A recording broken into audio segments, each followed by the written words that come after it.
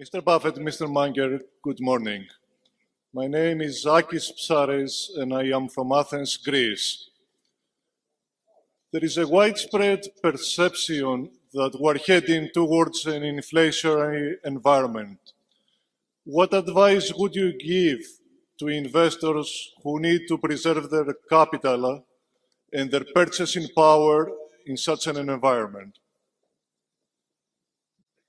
The best thing is to have a lot of earning power of your own. If you're the best brain surgeon in town or even the best lawyer in town, you will retain purchasing power in terms of your income no matter what happens, whether people are using seashells for money or whatever as time goes by. But in the investment world, it's tougher.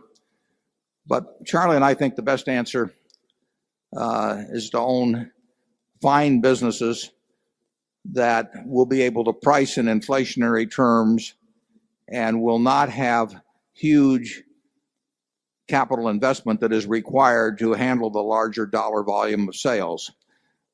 Some years ago, I used See's Candy in the annual report as an example of the kind of business that more or less can handle an inflationary world and maintain investment and value no matter what happens to the currency. Unfortunately, most businesses will not come out well in real terms during inflation. Their earnings may go up a fair amount over time, but they're compelled to put more and more dollars into the business just to stay in the same place. And the worst kind of a business is one that makes you put more money on the table all the time and doesn't give you greater earnings. So you really want a business that can have pricing that reflects inflation and does not have very much capital investment that reflects inflation. But inflation is the enemy of the investor in terms of real returns.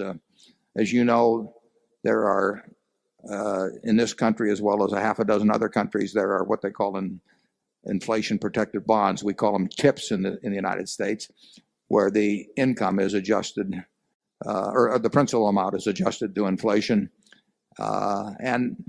And that's not a bad investment for people that have worries about inflation heating up. And I think, incidentally, we're starting to see it heat up in this country. Charlie? Yeah, most people are going to get a very small real return from investment after considering inflation and taxes. I think that's an iron law of the world. And if for a brief period some of us do better than that, we ought to be very thankful. One of the great defenses to being worried about inflation is not having a lot of silly needs in your life.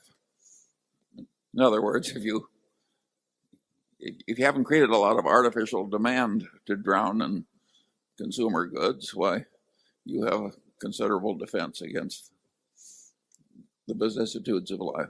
Charlie, we're selling consumer goods in the other room.